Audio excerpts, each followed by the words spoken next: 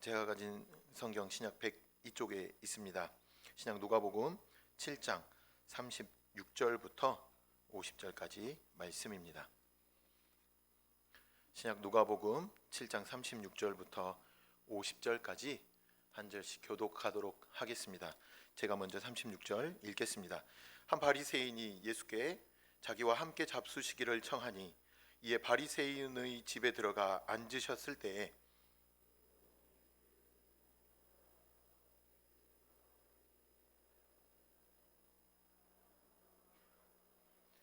예수의 뒤로 그 발 곁에 서서 울며 눈물로 그 발을 적시고 자기 머리털로 닦고 그 발에 입 맞추고 향유를 부으니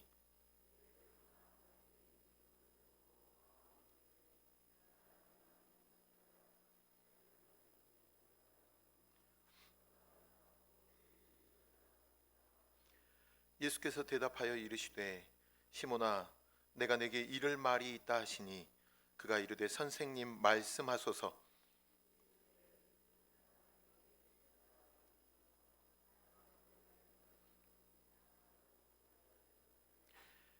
갚을 것이 없으므로 둘 다 탕감하여 주었으니 둘 중에 누가 그를 더 사랑하겠느냐?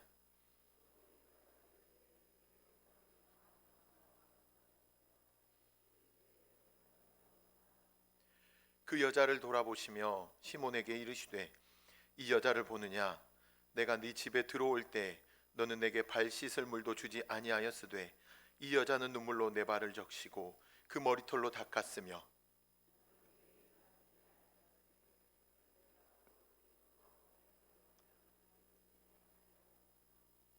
너는 내 머리에 감람유도 붓지 아니하였으되 그는 향유를 내 발에 부었느니라.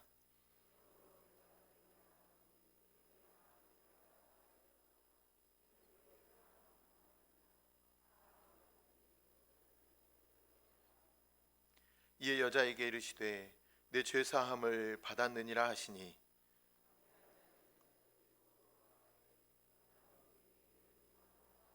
함께 읽겠습니다. 예수께서 여자에게 이르시되 네 믿음이 너를 구원하였으니 평안히 가라 하시니라. 아멘. 예수님께서 시몬이라는 바리새인의 집에 초대를 받으셨습니다. 시몬은 예수님께 식사를 대접하였는데 이때 한 여인이 예수님께 나와왔습니다. 37절을 보시면 죄를 지은 한 여자라고 나와 있습니다. 죄를 지었다라는 이 표현은 상황에 따라 여러 갈래로 해석이 가능하지만 본문의 이 여인은 유대인들이 지극히 혐오하던 그 창녀였을 것으로 여겨집니다. 왜냐하면 당시 유대 사회에서 여인에 대해서 죄인이다 이렇게 부를 경우는 그것을 곧 창녀를 가리키는 표현이었기 때문입니다. 이 여인은 창녀로서 주변 사람들에게 매우 많은 손가락질을 받으며 죄인 취급을 받던 여인이었습니다. 이런 창녀 신분의 여자가 당시 종교적으로 선생으로 인정받고 있던 바리새인의 집으로 들어가는 일이란 결코 쉬운 일이 아니었습니다. 거기 모인 사람들의 눈총과 손가락질, 수군거림을 감수해야 했기 때문입니다. 그런데 이 여인은 그것까지도 감수하면서 종교적 선생이었던 바리새인의 집까지 들어갔습니다. 이 여인은 앉아 계신 예수님의 앞에 감히 서지도 못하고 그분의 뒤로 다가갔습니다. 그리고는 그분의 발 옆에 서서 한없이 눈물을 흘리며 울기 시작했습니다. 이 여인이 흘린 눈물은 그저 잠깐 동안 흘린 눈물이 아니었습니다. 그것은 발을 적실 정도로 계속해서 흘리는 눈물이었습니다. 여인은 예수님의 발 곁에 서서 하염없이 울었던 것으로 보입니다. 자신의 눈물로 축축히 젖은 예수님의 발을 이 여인은 이제 자신의 긴 머리털로 닦기 시작했습니다. 머리털은 여인에게 있어서 예나 지금이나 대단히 소중한 신체 부위입니다. 함부로 여인들은 그때 당시 머리털을 드러낼 수 없었습니다. 머리를 풀 수 있었던 것은 유일하게 장례식 때만 허용되는 행위였습니다. 그 당시는 물론 오늘날에도 여성들이 얼마나 머리에 많이 신경을 씁니까? 그런데 여인은 여자에게 있어서 이 귀한 머리털로 더럽고 냄새나는 예수님의 발을 씻어주고 있는 것입니다. 자신의 가장 귀한 부분으로 예수님의 가장 비천한 부위를 씻고 있는 것입니다. 그것뿐이 아니었습니다. 이 여인은 그 발에 자신의 입을 맞추며 이어 값비싼 향유를 부어드렸습니다. 바리새인이었던 시몬은 이에 대해서 의구심을 가졌습니다. 왜 예수님께서 죄인인 창녀와 함께 하시는 것인가? 시몬은 이것을 도저히 이해할 수 없었습니다. 예수님이 이 여인에 대해서 무엇을 모르고 계시는 것은 아닌가 하는 의구심이 든 것입니다. 바리새인으로서 시몬은 진지하게 예수님께서 선지자가 아니실까? 이런 고민을 하고 이런 생각을 하고 있었는데, 예수님께서 죄인인 여자와 아무런 거부 반응 없이 접촉하고 있음을 보면서 어쩌면 이 사람이 선지자도 아닌 것이 아닌가? 이렇게 생각을 하게 되었던 것입니다. 시몬의 이런 의구심을 간파하신 예수님은 시몬에게 답변을 주십니다. 그 가운데 44절부터 46절 말씀을 보시면 예수님은 자신을 초대했던 시몬과 이 여인의 행동을 비교해서 말씀해 주십니다. 시몬은 예수님께 발 씻을 물도 주지 않았다, 이렇게 말씀하십니다. 그 당시 유대인의 관습은 손님이 오면 발 씻을 물을 내어 놓는 것, 주는 것이 관례였습니다. 그러나 시몬은 그 일을 하지 않은 것이었습니다. 이에 반해 여인은 한낱 발 씻을 물이 아닌 자신의 귀한 눈물로 예수님의 발을 적셨고, 다른 도구가 아닌 자신의 귀한 머리털로 예수님의 발을 씻어 주었던 것입니다. 시몬은 예수님의 발에 입 맞추지 않았습니다. 발에 입을 맞추는 것은 역시 귀한 손님이 왔을 때에 행하는 하나의 관례였습니다. 하지만 시몬은 그 일 역시 하지 않았습니다.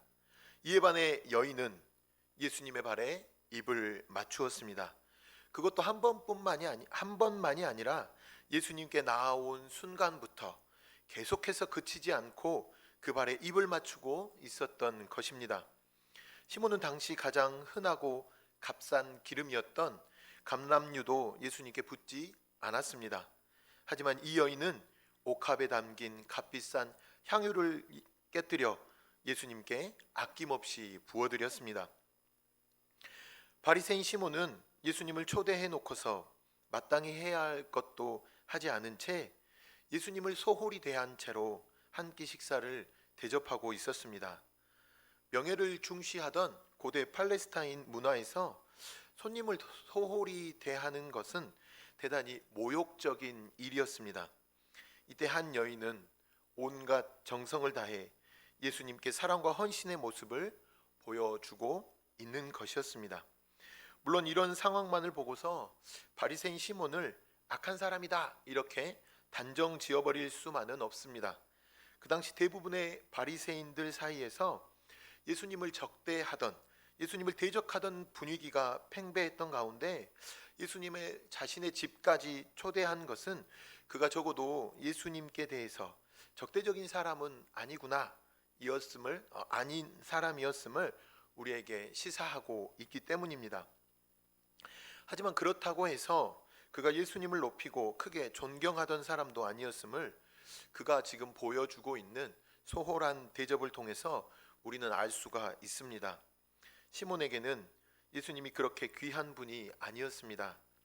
식사나 하면서 이야기나 한번 해볼 만한 상대, 즉 자신의 지혜로 함께 이야기를 나누며 그가 과연 선지자일까 검증해 보고 싶은 그런 상대로 지금 예수님을 대하고 있는 것입니다. 반면 예수님께 나왔던 이 여인은 그가 비록 예수님을 초대한 것은 아니었지만 여러 악조건을 극복하며 예수님께 나아가 지극한 사랑과 존경을 보여주었습니다. 이 여인에게는 예수님께서 너무나 귀한 분이었고 자신을 기꺼이 희생할 만한 그렇게 가치 있는 분이었던 것입니다. 무엇이 바리새인 시몬과 여인의 모습에 이런 큰 차이가 나게 했었을까요? 무엇 때문에 바리새인 시몬은 예수님을 소홀히 대접하였고, 반면에 이 여인은 무엇 때문에 예수님을 그렇게 존귀하게 대하였을까요? 예수님은 하나의 비유를 들어 이 차이를 설명해 주시고 있습니다.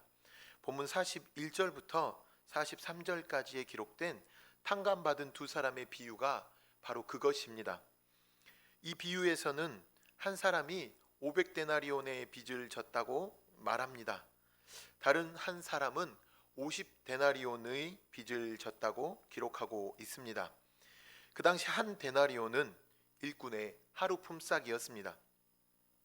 각각 50일 동안 수고한 품삯과 500일 동안, 즉 1년 4개월 정도 되는 그 기간 동안 품삯을 빚졌다라는 것입니다.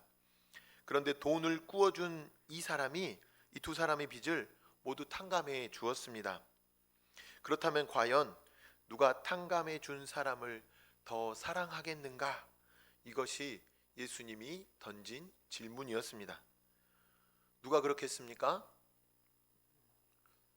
네, 어려운 문제 아닙니다. 당연히 더 많은 탕감을 받은 자입니다. 바리새인 시몬도 그것을 잘 알고 바로 대답했습니다. 43절 말씀을 보십시오. 시몬이 대답하여 이르되 내 생각에는 많이 탕감함을 받은 자니이다. 이르시되 내 판단이 옳다 하시고. 그런데 이 비유에서의 두 사람의 모습이 예수님과 함께하고 있는 바리새인 시몬과 여인에게서 고스란히 나타나고 있다는 것입니다. 바리새인 시몬과 죄인이라 불렸던 이 여인, 이 두 사람은 스스로에 대한 인식, 자기를 어떻게 생각하느냐의 문제가 서로 달랐습니다. 바리새인 시몬은 자신을 의로운 존재로 여기고 있었습니다. 바리새인 시몬은 예수님께 찾아온 이 여인을 죄인 취급하며 판단하였습니다. 시몬은 자신을 꽤나 괜찮은 사람으로 여기고 있었던 것입니다. 그러나 여인은 자신을 철저히 죄인으로 여기고 있었습니다. 시몬은 자신을 한 50데나리온 정도 용서함을 받은 사람, 이렇게 생각하고 있었습니다. 반면 여인은 자신을 500데나리온의 용서를 받은 사람으로 여기고 있었습니다. 사실 따지고 보면 바리새인 시몬도 영적으로 이 여인과 같은 처지입니다.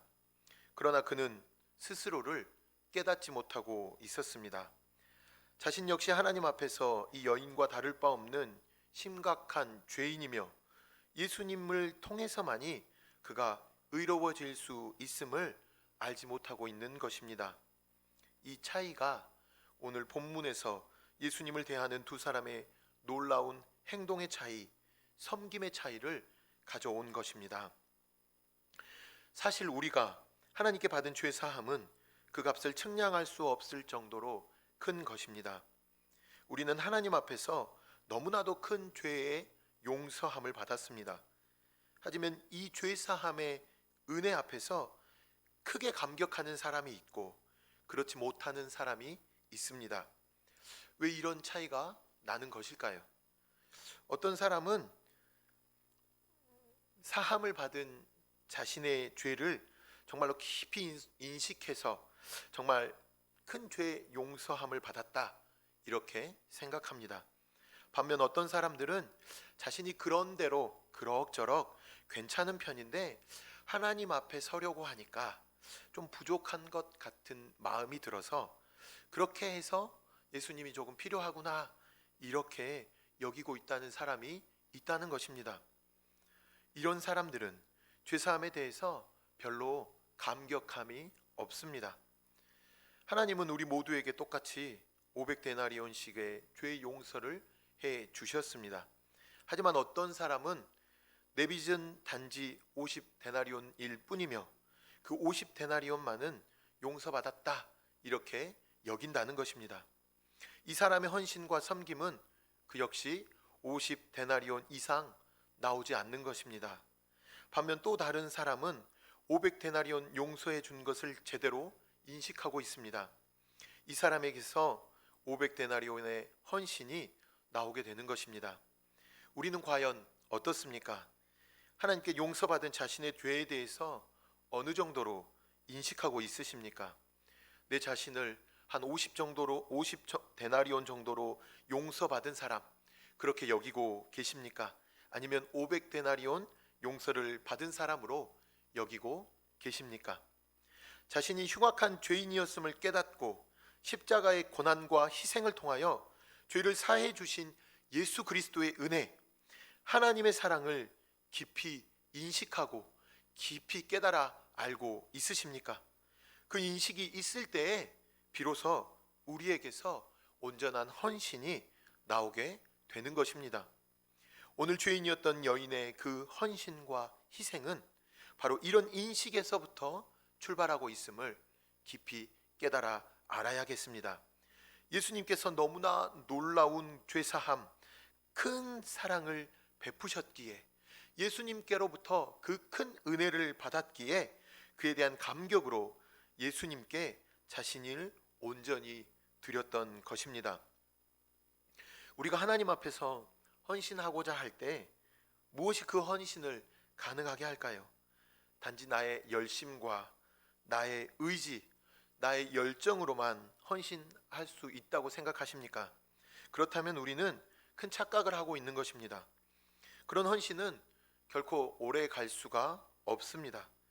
우리의 헌신은 내가 받은 죄사함에 대해서 얼마나 감사하고 있는가, 얼마나 감격하고 있는가, 내가 받은 그 구원에 대해서 얼마나 감격하고 있느냐에 따라 달린 것입니다. 우리는 참으로 하나님 앞에서 놀라운 죄사함을 받았습니다. 십자가의 큰 고난과 희생은 그 죄값의 해결 과정입니다. 예수님께서 목숨을 주시는 수준의 죄사함을 받은 것입니다. 그렇다면 우리는 예수님을 뜨겁게 사랑해야 할 터인데 그렇지 못할 때가 너무나도 많습니다. 왜 그럴까요? 바리새인 시몬처럼 그것을 제대로 깨닫지 못하기 때문입니다. 주께서 사랑하시는 성도 여러분, 우리는 과연 우리의 죄를 위해서 지불된 예수님의 피값이 몇 데나리온 정도라고 생각하고 여기고 계십니까? 어떤 사람들은 그래, 예수님의 피값, 내 죄사함을 받은 그 값 50 데나리온 정도야 라고 생각합니다. 겨우 2-3 데나리온짜리 정도로 심지어 생각하는 사람들도 있습니다. 이런 사람들에게서는 결코 참된 헌신이 나올 수가 없습니다. 가령 주일 한번 예배를 드리는 것, 이것도 내게는 대단히 큰 일이다 이렇게 생각한다는 것입니다. 하지만 예수 그리스도께서 내 죄를 탕감하기 위해서 그 치러주신 그 핏값은 내 생명을 다한다고 한들 결코 갚을 수 없는 것이다 이렇게 깨닫는다면, 내 인생의 모든 것을 걸어도 갚을 수 없는 그 값이라 여긴다면, 우리는 우리 죄를 위해 치러주신 예수님의 핏값을 제대로 인식하고 있고 우리의 헌신과 수준은 거기서부터 달라질 것입니다. 예수님의 크신 사랑은 그 십자가 고난을 통해 완성이 되었습니다. 예수님의 그 십자가 고난과 그 크신 사랑 앞에서 나의 죄가 얼마나 심각한지, 그 심각한 죄를 용서해 주시기 위해 예수님께서 치르신 커다란 사랑과 희생을 깊이 묵상하시기를 바랍니다. 예수 그리스도의 죄사함의 은혜, 그 사랑에 감격할 때에, 빠져들 때에 우리는 그 사랑에 강권되어서 살아가게 되는 것입니다. 사도 바울은 고린도후서 5장 14절에서 그리스도의 사랑이 우리를 강권하시는도다, 그리스도의 사랑이 우리를 강권하시는도다 이렇게 말씀합니다. 그리스도의 사랑이 우리를 강하게, 강력하게, 강제로 이끌어 간다는 것입니다. 내가 좀 나태해지고 게을러질 때에, 힘든 일들로 인해서 헌신을 포기하고 싶어질 그때마다 그리스도의 놀라운 희생과 사랑이 나를 포기하지 않도록, 나를 포기할 수 없도록 강하게 붙잡아 이끌어 간다는 이야기입니다. 사도 바울이 주를 향한 그 헌신과 그 희생, 사도 바울이 행했던 주를 향한 그 헌신과 희생 어떻게 가능했겠습니까? 그것은 사도 바울이 평생 그리스도의 그 크신 사랑, 그 십자가 사랑에 강권되어 이끌려갔기 때문입니다. 사도 바울은 예수 그리스도를 만나기 전에 자신을 의인으로 여겼습니다. 자신이 쌓아놓은 모든 것들을 주장하는 그런 잘난 사람이었습니다. 그렇게 인생을 살아왔지만 예수님을 만난 이후에 자신을 어떻게 표현하고 있습니까? 자신이 비방자라고 합니다. 자신이 박해자라고 합니다. 자신이 폭행자였다고 합니다. 그 사실을 깨달아 알고 그 자신을 위해 죽어주신 예수님을 생각할 때마다 몸둘 바를 몰라 쩔쩔매었습니다. 그 큰 사랑을 생각할 때마다 주님을 위해 온전히 자신을 불사르지 않을 수 없었던 것입니다. 오늘 본문의 여인도 그리스도의 사랑에 깊이 매인바된 사람, 그리스도의 사랑에 강권된 사람이었습니다. 우리의 안일함과 나태함, 식어버린 마음을 회복시키는 것 다름이 없습니다. 바로 내 대신 십자가에 달리신 주님의 모습에 집중할 때에 비로소 가능한 일입니다. 우리가 주님의 못 박힌 손과 발을 만질 때에 내 대신 채찍을 맞으시고 못과 창에 찔려 피 흘리시는 그분의 모습을 바라볼 때에 가만히 앉아 있을 수 없게 되는 것입니다. 내 정욕과 내 객기를 부리다가도 그분의 십자가 앞에만 선다면 낯이 뜨거워져서 정말 부끄러워서 잠잠해지는 것, 조용해지는 것, 그것이 우리 그리스도인 신자의 모습이 되어야 할 줄로 믿습니다.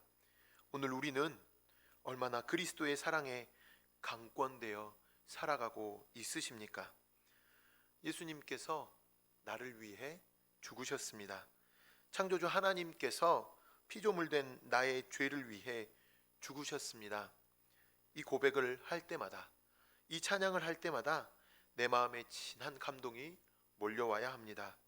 주체할 수 없는, 붙잡을 수 없는, 걷잡을 수 없는 그런 감격이 솟구쳐야 합니다. 예수님의 놀라운 사랑 앞에서 이 여인이 그랬던 것처럼 주님의 발을 적실 정도로 그렇게 펑펑 울 수 있어야 합니다. 주님 앞에 설 때마다 내 머리털로 그분의 발을 씻기고자 하는 마음이 충만해져야 합니다. 하지만 오늘 너무나도 많은 그리스도인들이 주님의 상한 발, 주님의 상한 손, 그 찢긴 몸 앞에서 너무나도 밋밋하고 냉랭한 반응을 보이고 있습니다. 특별히 코로나19 시대를 맞아서 그 심각성은 더해만 갑니다. 예배 한번 드리기가 결코 쉽지 않은 문제가 되어버렸습니다. 이런 시대에 어찌 참된 헌신이 나올 수 있겠습니까? 우리의 헌신은 직분에 대한 책임감이 아닙니다. 우리의 헌신은 직분에 대한 의무감으로 하는 것이 절대 아닙니다. 내가 집사이니까, 내가 권사니까, 내가 장로, 내가 목사이니까, 내가 또는 기관장이니까 해야지, 해야겠다.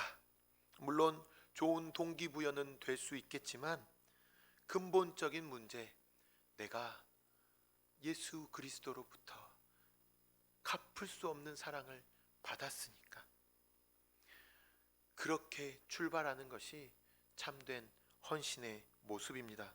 또 어떤 사람에게 억지로 이끌려서 그 사람의 권면에 못 이겨서 하는 것이 헌신이 아닙니다. 누구 눈치 보면서 하는 것이 헌신이 아니라는 것입니다. 우리의 헌신은 예수 그리스도의 은혜를 깨닫고 놀라운 사랑을 깨닫고 섬기는 것입니다.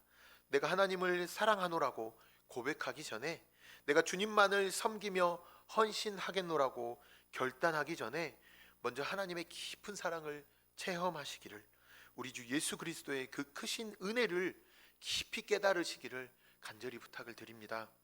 우리 마음에는 예수 그리스도의 십자가가 굳게 심겨져 있어야 합니다. 우리 귀에는 언제나 내 죄가 그 못 박는 골고다의 망치 소리가 울리고 있어야 합니다. 우리의 일평생 나의 뇌리 속에는 나를 대신하셔서 십자가에서 피 흘리시고 계신 주님의 모습이 아로 새겨져 있어야 합니다. 그것이 있으면 주님을 향한 헌신과 희생은 자연스럽게 나오게 되어 있습니다. 그러니 우리를 구원해 주신 주님의 그 십자가의 그 예수님의 모습, 그 주님을 날마다 매일매일 깊이 있게 묵상하시기를 바랍니다. 말씀을 맺겠습니다. 오늘 본문 47절 말씀을 보시면 사함을 받은 일이 적은 자는 적게 사랑하느니라 이렇게 말씀하셨습니다. 하나님께서 우리에게 놀랍도록 큰 죄사함을 허락해 주셨습니다. 그런데 우리는 커다란 죄사함을 받았으면서도 마치 사함을 받은 일이 별것 아닌 것처럼 여기며 살아가고 있지는 않으십니까? 오늘 본문의 여인은 자신이 받은 그 큰 죄사함의 은혜를 깊이 깨달았습니다. 예수님을 뜨겁게 사랑하고 그분께 헌신의 모습으로 나아가는 그런 모습을 우리에게 보여주고 있습니다. 오늘 이 여인은 무언가 받기 위해 헌신하지 않았습니다. 그는 이미 놀라운 죄사함을, 그 죄사함의 은혜 때문에 자신을 희생하고 헌신하였습니다. 또 오늘 본문의 여인이 오늘 본문의 여인은 그 이름도 나오지 않습니다. 단지 그녀를 정의하는 그 한마디, 그녀의 부끄러운 죄의 부분을 들추는 것과도 같은 죄를 지은 한 여인, 이렇게 불릴 뿐이었습니다. 이 여인은 또한 그녀의 말 한마디 나오지 않습니다. 이 여인은 단지 그녀의 눈물과 고귀한 희생과 섬김의 모습으로만 드러나고 있을 뿐입니다. 주께서 사랑하시는 성도 여러분, 자신의 이름을 드러내기 위한 것이 결코 헌신이 아닙니다. 온갖 미사오구가 동원되고 화려한 말을 쏟아내는 요란한 것이 결코 헌신이 아닙니다. 내 자신을 오직 하나님의 은혜로만 구원받은 죄인으로 여기며 그 사랑에 감격하여 이름 없이 빚도 없이 묵묵히 삶으로 희생하고 섬기는 것, 이것이 진정한 헌신입니다. 아무쪼록 십자가의 은혜를 깊이 깨닫는 가운데 이러한 참된 헌신을 하시는 우리 모두가 되시기를 예수님의 이름으로 간절히 부탁을 드립니다. 아멘. 다 함께 찬송가 321장 날 대속하신 예수께